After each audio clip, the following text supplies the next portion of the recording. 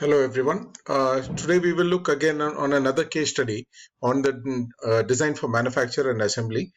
Today we are going to look at a redesign on vehicle front support structure using design for manufacture and assembly. This has been carried out at a company called Beijing Automotive Technology Center company, and they have published as a paper.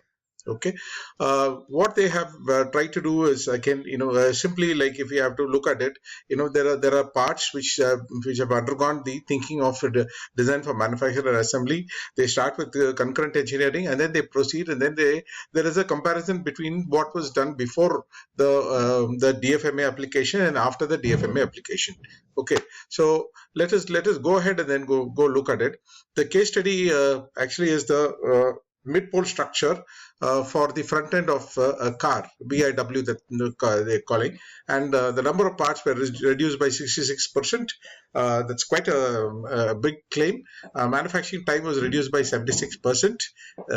Manufacturing cost was reduced by 30%. Weight reduction was done by changing it between from steel to plastic. Okay, they had tried to do some kind of a platform standardization and realize the platform standardization among the different vehicle models to reduce the number of new development products. Okay, so they must be having a similar kind of cars, and then they must have gone in for a standardized platform. Okay, now let us not get into the understanding of DFMA. We have looked more about that, but let us just recollect that DFMA emphasizes the idea of making things right the first time. Okay, we get to know in a very early stage about what is going to happen during the manufacturing, and then we adopt concurrent engineering, make all the other people or all the other department people also sit together, and then we try to bring out a kind of an optimized kind of a design, such way that the cost, the number of parts comes down, the cost, manufacturing cost comes down, and the total time of production also comes down. So DFMA has the advantage of shortening the cycle time of a product development and launching, reducing the design change and manufacturing cost, reduce the cost of assembly, and improving the quality of the product. So ultimately, that is the goal, and then this company has tried to achieve that. Okay, so they what they have done is, like here they have said that, establish the concurrent engineering team and adopt the design and manufacturing integrated development mode. Through the establishment of the concurrent engineering team, okay, it's a task team which brings in all the other departments, okay, and completed jointly by the design and manufacturing engineers, and material selection, processing technology, assembly process, inspection method, repair and maintenance procedure of the product are all overall analyzed. Okay, so all the things are taken in consideration together. The design rules of the DFMA are established. While doing so, the product design R&D people are guided by the DFMA manual and related standards. Okay, an important task of implementing DFMA is to establish the various criteria of DFMA suitable for the company's product and manufacturing the characteristics. Okay, they analyze the part shape and the dimension. Okay, and it was standard procedure of trying to look at for the every guideline. We try to look whether this particular shape is okay. Can I is it going to hinder the assembly, or is there anything like a better way of doing the same function in a different manner? Okay, so DFMA software includes two modules: the design for assembly and the design for manufacture. Okay, and they have tried to use a software for this. By analyzing the full assembly process and individual part manufacturing, the software helps the engineers see the design waste, and it is a tool for finding waste and realizing the lean design. Okay, so the software tries to guide you and tell that, if there are two parts, and if there is no relative moment between the two, then it gives you a suggestion as to why need to join them together and make it into a single part. But it is only a guideline that is there, but you need not worry and take it as a rule. But the designer has the discretion to justify whether if he's crossing the rule or crossing the whether he's taking up the guideline or he is not taking up the guideline. Okay, considering the actual manufacturing conditions of the supplier, they communicated constructively with the suppliers to achieve the best manufacturing cost. Okay, so that's what happened in the background. Okay, now the base for the entire thing was that they want to bring down the cost of the part of the entire. They want to have make a low cost and a good car. Okay, something like what we did for our Nano, a low cost and a good car. And in 2015 they started. In 2016 they adopted a lean design concept was there, and then they tried to work on the off-road vehicle also. And in 2017 they have tried to the off-road vehicle strongly supported the work of cost control in design phase, and set up a design cost engineering department to carry out the cost control at a very early stage of the product design. Now everything is very clear that we must do all these kind of studies in the early stage of the design, basically because we wouldn't have not invested anything. We wouldn't have purchased anything. So there's a lot of liquidity that has happened there and on the product, and it is much easier to change certain designs, etc. And it's the value for money. Okay, so the expert team was set to review the cost analysis of the new product design proposal. In the early stage, considering the value cost related to the product function at the conceptual stage based on the TFM. Right. Now the problem of the original design and the analysis, etc. The points that were asked is that the root cause of this problem was the adoption of old body structure. So they already had a old body structure, and they're going to ask they try to put a lot of questions onto that. But is the old body structure a good design? What if there are design defects in the old technical proposal which brings in design risks or complicated design structure and a high cost to new products? What will you do? Okay, the cost engineer had a lot of questions in her mind. Okay, so she did the DFMA analysis by importing the 3D models in the middle pole of the front end of BIW and other fittings. Okay, so what we will try and have a look at it.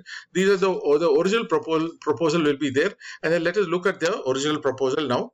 Okay, the main function of the middle pole, etc. What is all these things are clearly given, but let us not get into that more. Okay, the various components are given here. Right, so this is the original one. There's the number of components. There's a middle pole assembly which has got some nuts, a bracket, mid up radiator grill, etc. Bracket mid LWR radiator grill, bracket ORN assembly, bolts are there, a lot of bolts, fasteners, etc. are there. You can always see here, there is a lot of scope for improvement in this area. Okay, this is part number 1. Okay, middle pole, and the part number 2 is a bracket. What is this first bracket? The first bracket. This is the second bracket. Okay, the part number 3 and the bracket ORN, etc. All these bolts, nuts, etc. 7 are the hexagonal nuts. All there is a lot of scope for the improvisation. So let's look and see how this was the original design. So people have tried to follow the design guidelines, and then they tried to bring down the part now like this. Now look at this. There's just number 2 parts only here. The middle pole assembly nuts is 1, and the hexagonal flange bolt again 4. Okay, so they had a redesign proposal of this whole thing, and they have tried to bring down the number of parts and try to improvise on the design. Okay, this is the previous one. Okay, the previous one is there, and then this is the next one. Okay, now the summary of the whole thing, the comparison between the original and the redesign that they have given here very clear. Okay, so here what they say is before and after. Right, the number of parts in the original design was number 30 numbers were there, and in the redesign there were only 10 parts were there. So there a lot of inventory. There's a lot of going behind these different kinds of parts, etc. They have reduced around 20 parts. The fasteners were brought down from 20 to 6, and then there was a total reduction of 14.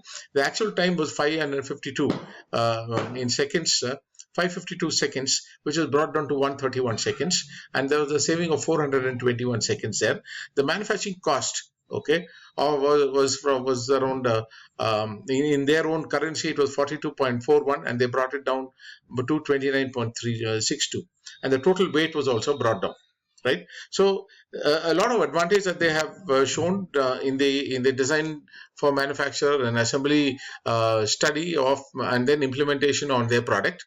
Okay, so so that is what is the lessons learned. DFMA breaks the wall between I design, you make. Okay, so there's nothing like that. I make the design and you make it. Simply make it. You know, it is like together the people sit down and then people sit down together and then they try to work out the things in between, and they try to work on the design here. So the design procedure combines various technical requirements such as the market, performance, specialty, modeling, quality, technical process, supplier procurement, costs, and others, and the design and the product with simple structure to meet the customer and consumer needs in the process of the product concurrent development. Okay, it ensures that the input and output ratio of the product is the highest and the value is the highest. In the process of product design using DFMA, okay, the product engineers analyze the manufacturing process and assembly process of the whole product, measuring the cost of each step from four aspects of either the material cost, then the labor cost, the equipment cost, and the quality cost to evaluate whether each design element is necessary or is whether it has it attained an optimal level. Through this design based on cost method, the design thinking of the pay attention to function and ignore the cost has been gradually changed the minds of the R&D engineers, and they have really reaped the best out of the learning there. DFMA is a must-go road for product lean research and development.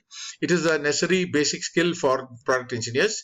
An excellent engineer, excellent engineer, it is necessary to judge the necessity and the rationality of each design, starting from the necessity of the performance and function definition, and then to the rationality of the material and process, okay, and selection, and then to the leaning of the manufacturing and assembly production.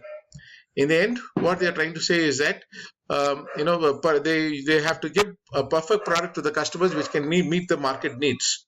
In order to achieve the ultimate goal, all companies are looking for the best way, and the efficiency brings cost saving. DFMA methodology, in short, is a shortcut route to realize a conceptual design to a functional embodiment, is what they have concluded. So this is the success story of the Beijing or Automotive Technology Center, and we have studied how we looked at how they have brought down the cost, right? So I think it's a good thing that people are realizing the importance of DFMA, and they are working out on such things in the industries, and then they are putting out their case studies. Okay, so we will meet again on a different case study, and thank you very much for the listening. Okay, we'll meet again on a next case study. Thank you.